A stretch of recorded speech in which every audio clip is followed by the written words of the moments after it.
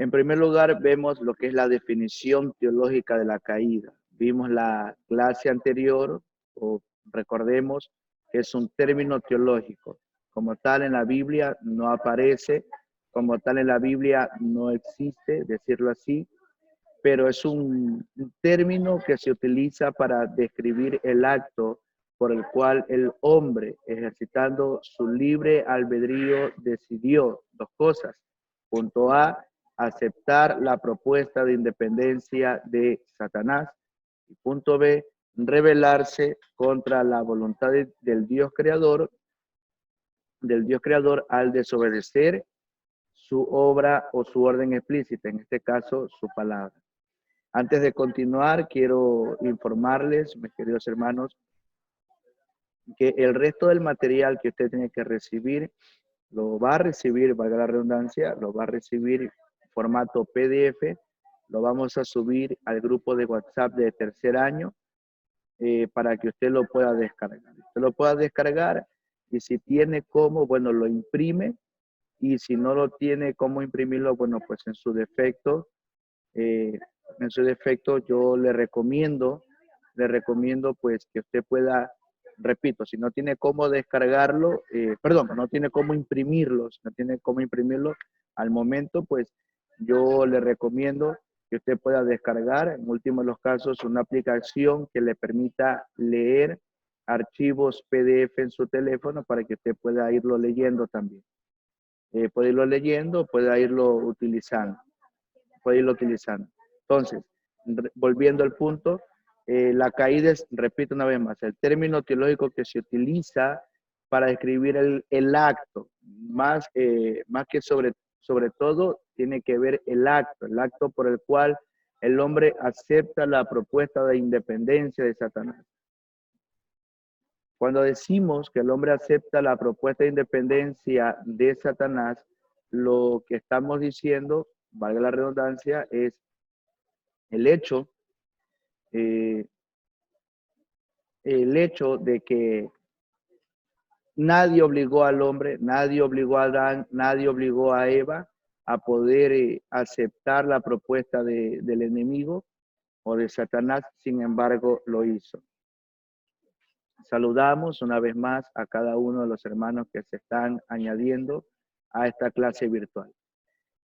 Seguimos. En la siguiente diapositiva vimos los factores a considerar tocante a la caída del hombre, aquello que precedió a la caída. En primer lugar, la inocencia del hombre. Cuando hablamos de inocencia, estamos hablando del hecho de que el hombre no era un simple robot, como siempre se suele decir o se suele pensar, sino que el hombre en el estado de inocencia que se encontraba, pues bien, el hombre fue, si cabe el término, engañado.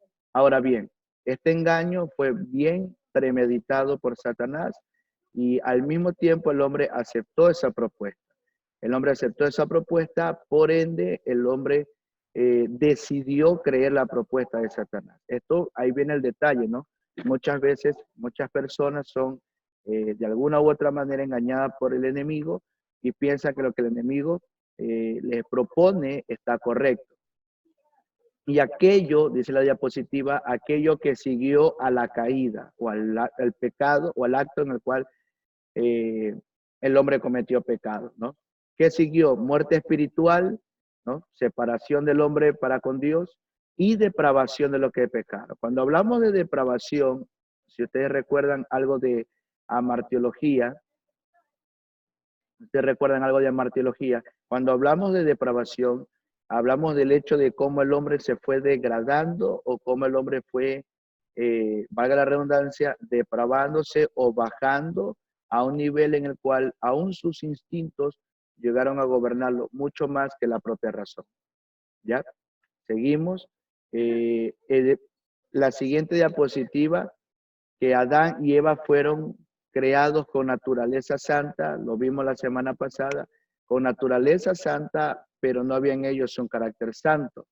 Le mencionaba a ustedes que el carácter santo era el resultado de tomar una sabia decisión o una buena decisión en el lugar donde una mala elección se podía dar, ¿no? Entonces, el cristiano, dicho sea de paso, el cristiano está,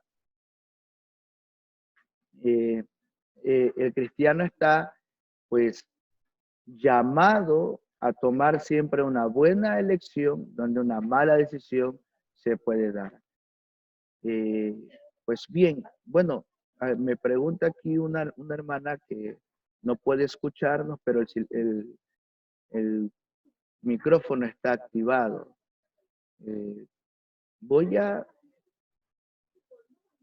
Vamos a iniciar los audios de cada uno de mis hermanos para que me confirmen si me pueden escuchar, que me hablen y me pueden escuchar. Hermana, ya.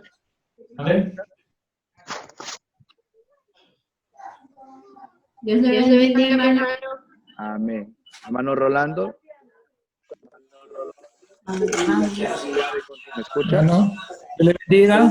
Amén. Mi hermana Dani, ¿me escucha? Terminé la carrera. Ahí terminé bien.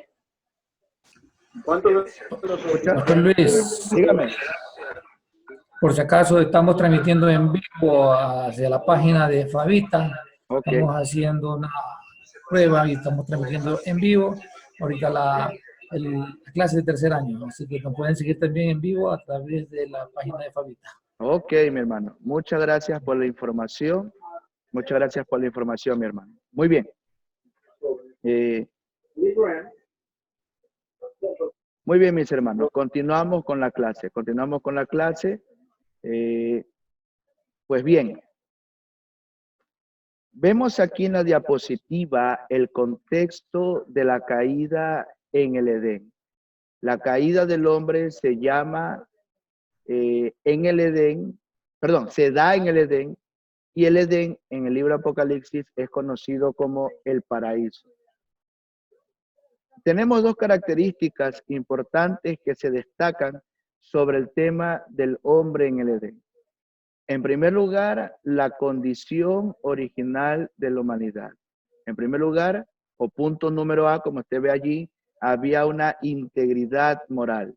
En ese sentido, la Biblia nos expresa que Dios vio que todo cuanto había hecho era bueno en gran manera, por lo que no había allí mal moral.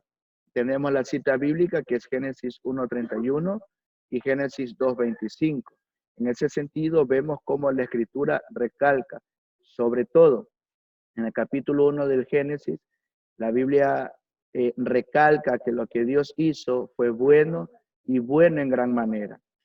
Bueno en gran manera. ¿Amén? No había nada malo, no había nada imperfecto, no había nada que se le pudiera añadir. Es más, cuando Dios le da la orden de Adán y a Eva de fructificar y multiplicarse, lo que le está diciendo, miren, tienen la oportunidad de crecer, de expandirse, tienen la oportunidad de multiplicarse, de reproducirse, si cabe el término. Y todo lo que Dios había hecho en ese sentido, pues bien, estaba perfecto. No había que añadirle más nada, no había que utilizar más nada, todo lo que Dios había puesto allí era perfecto. El punto B dice la inmadurez moral. Cuando decimos que el hombre era inmaduro, queremos decir que Dios lo creó en la habilidad de crecer en la madurez moral, o entre paréntesis, como usted tiene allí, la sabiduría, crecer en sabiduría. Ahora, el crecimiento en cuanto a la inmadurez moral no es lo mismo inmadurez moral que inmadurez en cuanto al conocimiento o en cuanto a la inteligencia. Hago esta aclaración, ¿por qué? Porque aunque el hombre fue creado perfecto, cuando digo perfecto, fue creado como no fue un infante adulto, lo vimos en cierta ocasión, no fue un infante adulto, sino más bien que fue alguien que tenía conocimientos completos, ya lo vimos también, pues el hombre tenía la capacidad de crecer, de aumentar su moralidad. Esto se logra cuando el hombre no cede a la tentación, sino más bien cuando el hombre pone la mira y la confianza en Dios y deja que Dios gobierne su vida. Ese era el propósito. Ese era el propósito en el cual pues Dios en su misericordia quería que Adán, aunque si bien es cierto, experimentó la prueba, experimentó el ser probado, Dios en su misericordia esperaba que Adán reaccionara, decirlo así, de una manera muy favorable. Ahora, que Dios sabía que Adán iba a cometer pecado, sí, Dios lo sabía. Pero también Dios sabía que Adán no podía cometer pecado y sin embargo lo hizo. Muy bien, la mutabilidad moral. La mutabilidad moral. Adán fue creado con la capacidad de mantenerse en un estado de integridad o cambiar un estado que era esencialmente malo. ¿A qué nos referimos con esto? ¿A qué nos referimos con esto? Pues bien, Adán tenía la capacidad de tomar una buena decisión como de tomar una mala decisión. Y repito una vez más, a esto es lo que nos referimos nosotros cuando decimos que Adán no fue creado como un robot. Adán fue creado con la capacidad de tomar decisiones tanto buenas como malas. Desde ese punto de vista, la decisión que tomó Adán, en este caso, de comer o de desobedecer lo que se le dijo que no hiciera o hacer lo que se le dijo que no hiciera, pues ya fue mera y absoluta responsabilidad de Adán. Ahora, tenemos en segundo lugar el pacto original para la humanidad. Tenemos una imposición soberana. Dios mismo, de manera soberana, impuso esta condición sobre el hombre, ¿ya? De permanecer o de obedecer, mejor dicho. En segundo lugar, una provisión de gracia. Dios puso al hombre en el lugar de mucha felicidad. Allí estarían las necesidades del hombre satisfechas. Por eso se le llamó paraíso, lo que le mencionaba hace un momento. O sea, cuando Dios creó al hombre, cuando Dios forma al hombre, cuando lo puso en el jardín del Edén, cuando le dio la orden de no comer del árbol de la ciencia, el bien y del mal, pues lo puso en un lugar, repito, el paraíso, lo puso en un lugar en el cual el hombre no habría de experimentar ninguna necesidad, porque todas, absolutamente todas sus necesidades habrían sido satisfechas ya, o serían satisfechas. En tercer lugar, o literal C, una prohibición especial. Dios dio a Adán un mandamiento adicional a la ley escrita en su corazón. Él no debía comer del árbol de conocimiento del bien y del mal. Dio un mandamiento adicional a la ley escrita en su corazón. O sea, ya le había dicho Dios a Adán que era bueno, que era malo, y le propone este mandamiento de no comer del árbol de la ciencia del bien y del mal. Si nosotros vamos a Génesis capítulo 3, del 1 al 6, recordemos, Dios le dice, recordemos que cuando la serpiente antigua, pues comienza a engañar a la mujer, comienza a engañar a Eva, toma el mandamiento que Dios le había dado y lo tergiversa, logrando dos cosas que veremos más adelante. Número uno, hace ver a Dios como un tirano y un mentiroso. Y número dos, hace creer al hombre que siguiendo otra cosa que no es lo que Dios le pide o lo que Dios le ordena, estaría muy bien o haría todo bien.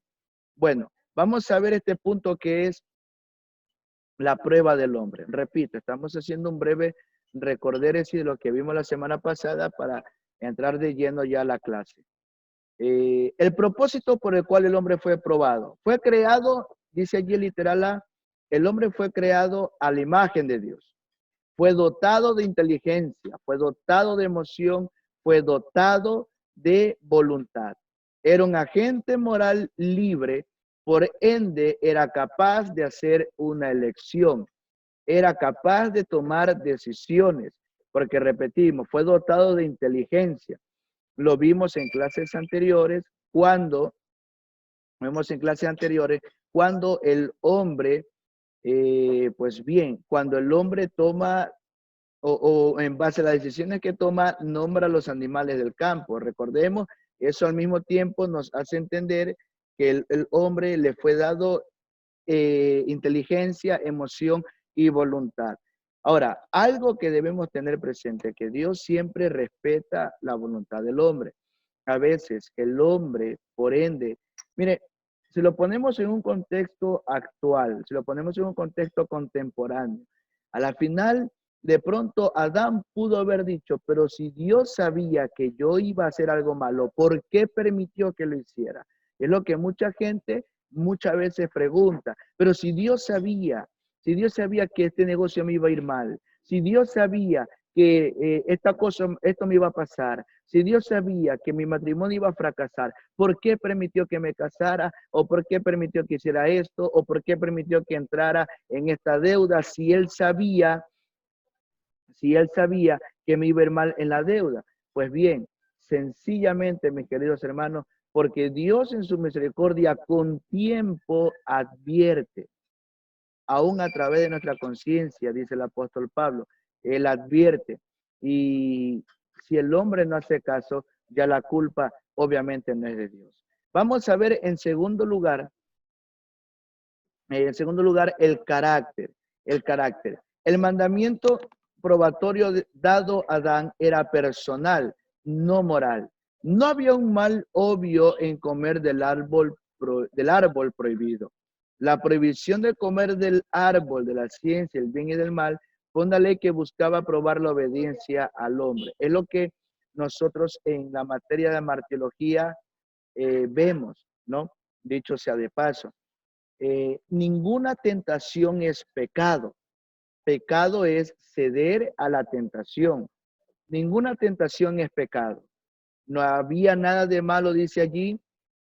No había un mal obvio en comer del árbol prohibido. Entonces alguno dirá, entonces, él sí podía comerlo.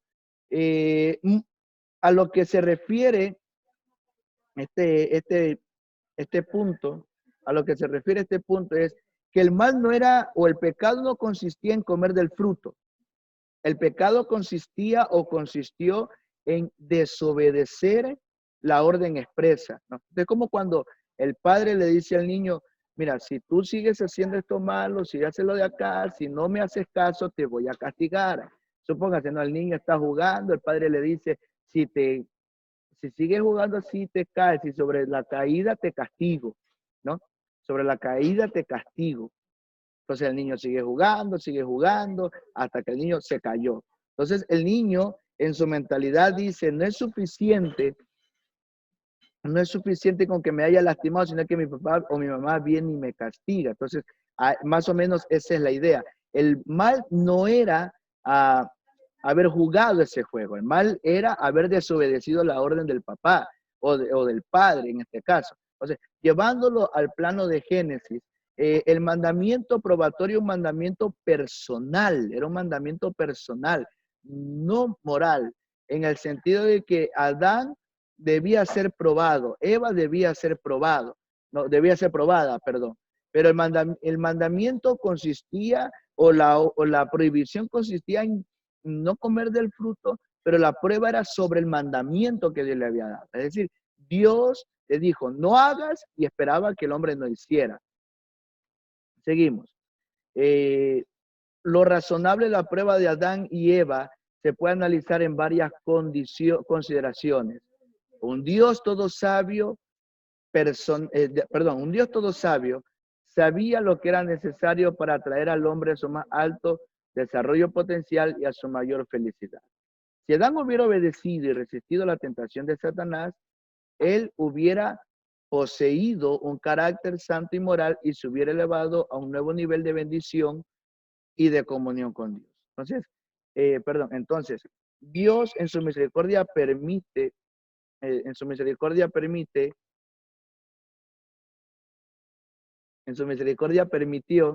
que Adán fuera probado. Pero repito una vez más, debía ser no solamente probado, debía ser salir triunfante en medio de la prueba. Muy bien, vamos a pasar ya a la clase nueva, punto 3, la tentación del hombre. el agente de la tentación. Yo le voy a pedir que tenga abierta su Biblia a la mano, la tentación del hombre en el libro del Génesis, capítulo 3, versículo 1 al 6, que es el pasaje en el cual nos vamos a centrar. Parece que Génesis le entró el toque de queda porque no aparece. Ya apareció. Génesis capítulo 3, versículo 1. En primer lugar, el agente de la tentación.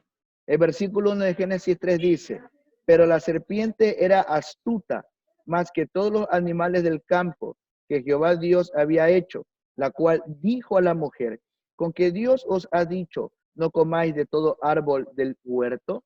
¿Ya? En primer lugar, vemos allí, la serpiente fue el vehículo que Satanás usó para efectuar la tentación. ¿Por qué la serpiente? ¿Por qué la serpiente? Lo veremos más adelante, pero una de las razones es que era algo conocido para Eva. Era algo conocido para Eva. Era algo con lo que Eva de alguna manera había tratado, con de alguna manera había visto. Esto nos lleva a la suposición de varias cosas. Número uno, muchos teólogos consideran que en primer lugar los animales podían comunicarse. ¿Cómo se podían comunicar? Bueno, eso es un misterio. La Biblia no lo revela. Creemos que en la multiforme sabiduría de Dios, Dios no lo consideró necesario, ponerlo en la escritura, pero sí se entiende que la serpiente se podía comunicar con Eva. Dice allí, por lo que se aprecia, según las escrituras, Satanás tiene el poder de disfrazarse asumiendo la apariencia de otros seres. Segunda a los Corintios capítulo 11, versículo 14, dice que no es de extrañarse porque Satanás se disfraza como ángel de luz. Y lo vemos, dicho sea de paso, en el libro de Job. En el libro de Job, capítulo 1, capítulo 2, cuando aparecen los hijos de Dios, dicho sea de paso, cuando en el versículo de Job dice, aparecen los hijos de Dios, se está refiriendo exclusivamente a los ángeles. Y en medio de ellos aparece Satanás. Ojo, huelga señalar, la tradición, por decirlo así, la tradición es la que enseña que Satanás tiene cacho, que Satanás tiene rabo, que Satanás tiene, que es un ser despiadadamente horrible. Pues no, la Biblia en ningún momento dice que Satanás tenga cacho o tenga rabo. La Biblia dice que Satanás fue un ángel caído, Entonces, en ese sentido, ya lo vamos viendo, ¿no? Tercero, literal C, el intento de Satanás fue poner en duda el propósito de Dios y hacerle aparecer como un tirano que reduce la libertad del hombre. Lo vimos en el Génesis capítulo 3, versículo 1. Mire la propuesta sutil con la que Satanás aparece y dice, con que Dios os ha dicho, no puedes comer de ningún árbol, ¿no? Y lo vemos en la vida diaria. Mucha gente piensa que los mandamientos de Dios son restricciones. Y si bien es cierto, son un tipo, una especie de restricciones, también es cierto que es, por verlo de esta manera, una protección que Dios brinda al hombre. Entonces, Dios le dice al hombre, no lleves una vida promiscua. No seas adúltero, no seas fornicario, no seas mentiroso, no seas ladrón y todas otras cosas más. Y la gente lo dice, no es una restricción nada más, que lo prohibido es lo más delicioso. No, a la luz de la Escritura vemos que lo que para el hombre es una prohibición, más bien es de parte de Dios, es un cerco de protección que quiere librar al hombre de muchos pesares. Vemos allí la siguiente diapositiva, los motivos de la tentación. ¿Por qué fue la tentación? ¿Por qué Dios permitió que el hombre fuera tentado? En primer lugar, ¿por qué una serpiente? Porque era uno de los seres más bellos que inspiraba confianza y admiración en el ser humano. Ahí tenemos una figurita que trata de representar cómo fue el acto de la tentación. ¿Por qué una serpiente? Repito, era algo con lo que el hombre y por ende la mujer ya se habían familiarizado. Era algo con lo cual no le podía causar asombro a Eva, era algo con lo cual Eva habría de asociarlo para verlo de alguna manera, si cabe el término, familiar, ¿no? Y lo vemos cada día cuando el hombre está siendo tentado, pues lo vemos de esa manera. ¿En qué sentido? En que cuando la tentación se presenta ante el hombre no como algo extraño, no como algo desconocido, sino como algo que realmente lo puede manejar, lo puede tolerar, y si en algún momento llega a ser algo desconocido, tiene un matiz de curiosidad. Y le llama al hombre o le apetece al hombre experimentar, o si cabe el término, curiosear aquello que, pues bien, aquello que nunca ha probado, que nunca ha experimentado, pero de lo cual espera una respuesta muy satisfactoria, ¿no? En ese sentido, la serpiente fue uno de los animales más bellos que inspiraba confianza y admiración en el ser humano. En segundo lugar, ¿por qué Eva? En primer lugar, ella no era la cabeza del pacto. Recuerde, en dispensaciones vemos esto, en la materia de dispensaciones que enseña el pastor Mauro Castillo, se ve esto, la dispensación de la inocencia, vemos el pacto adámico. El pacto fue hecho con Adán, no con Eva. Y lo que se cree es lo que nos lleva al punto B, dicho sea de paso, ella no había recibido directamente el mandato de parte de Dios. Quien recibió el mandamiento no fue Eva directamente, sino que fue Adán. A Adán se le dijo que debía fructificar, que debía multiplicarse. A Adán se le dice, de todo árbol del huerto puedes comer, pero del árbol de la ciencia y el bien y el mal no podrás comer. A Adán se le dice. Lo que entendemos a través de la Escritura es que Adán le transmite a Eva el mandamiento. Ahora, si usted logra apreciar la imagen, cuando Eva está siendo tentada, por lo que entendemos en la Escritura, Eva no estaba gozando de la compañía de Adán. Eva estaba sola. Por lo que se entiende, muy probablemente, aplicando la hermenéutica, muy probablemente lo que se entiende es que mientras Adán estaba trabajando, Eva estaba en otro lugar, cerca del huerto del Edén, claro está. Mientras Adán trabajaba, Eva estaba cerca, descuidada, si cabe el término, descuidada, y de eso aprovechó la serpiente antigua, que es el diablo y Satanás, para tentar o poner la semilla de duda en el corazón de Eva. Mire, y ahí es donde uno ve el mandamiento, uno ve la enseñanza, ¿no?